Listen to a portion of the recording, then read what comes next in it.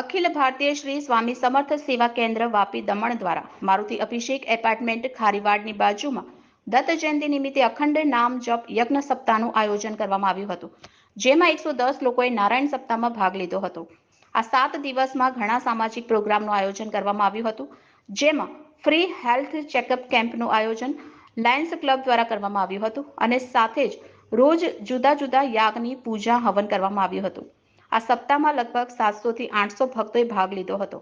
આ સપ્તાહમાં 24 કલાક અખંડ પ્રહાર સેવા કરવામાં આવી હતી, જેમાં દમણના સાંસદ શ્રી લાલુભાઈ પટેલ, વિશાલજી પટેલ, ઉમેશભાઈ પટેલ અને બાકી ઘણા બધા હસ્તીઓ રાજકારણીઓએ મુલાકાત લીધી હતી. સપ્તાહની પૂર્ણાહુતિ મહાપ્રસાદ સાથે થઈ હતી.